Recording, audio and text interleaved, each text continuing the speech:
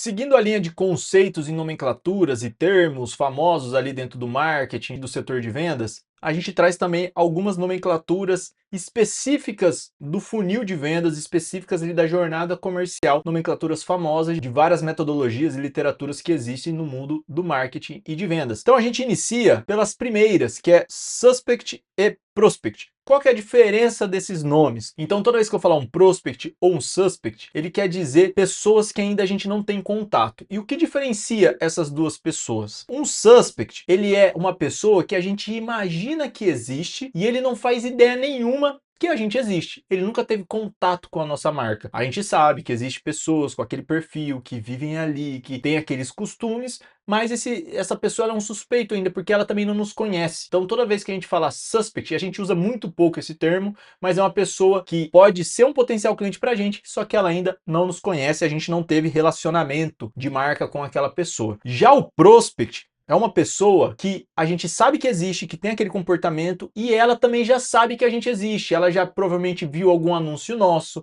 ela já acessou o nosso site, mas a gente não consegue entrar em contato com aquela pessoa, a gente não tem informações sobre ela. Então, uma possível passada de suspect para prospect é uma pessoa que acessou nosso site, a gente consegue remarketear ela com anúncio, então a gente sabe que aquela pessoa já nos conhece de alguma forma, mas a gente não tem como mandar uma mensagem para ela, a gente não tem o contato dela para tentar vender para aquela pessoa.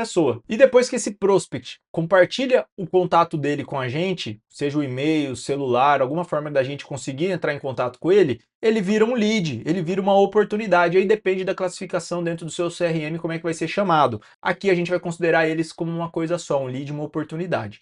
Só que entre esse lead que compartilhou o contato com a gente, que entrou aqui no início do nosso CRM, até ele virar um cliente, que é a saída dele lá no final, tem duas outras classificações básicas que a gente geralmente classifica esses leads, que é o MQL e o SQL. E qual que é a diferença entre esses dois? O SQL é o Market Qualified Lead, quer dizer que é um lead que foi qualificado pelo setor de marketing. Como que a gente gera um lead qualificado pelo setor de marketing? Geralmente na documentação do playbook isso já está muito bem descrito, mas é basicamente quais as informações mínimas que a gente precisa desse contato para que ele se torne um lead qualificado por marketing. Então, quando a gente faz as nossas campanhas e gera lá um formulário, a gente faz geralmente algumas perguntas naquele formulário. Essas são informações mínimas necessárias para que aquele lead se torne um MQL, um lead qualificado pelo marketing. Leads que só compartilharam celular e e-mail são leads qualificados pelo marketing? Tudo depende da estratégia que está sendo usada. Muitas vezes são apenas leads. E a gente faz algumas perguntas no meio do caminho, na entrada do lead, na qualificação dele,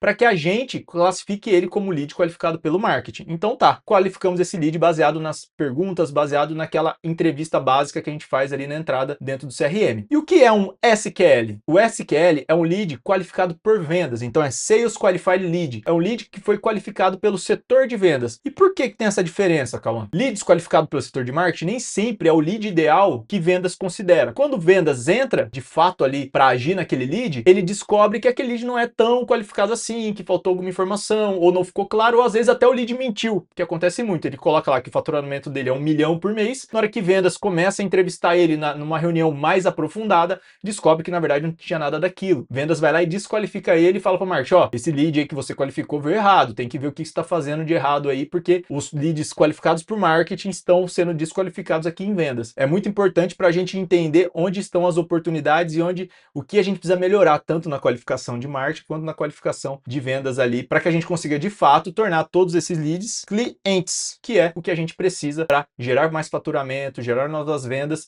e alcançar os objetivos de toda empresa, que é vender mais.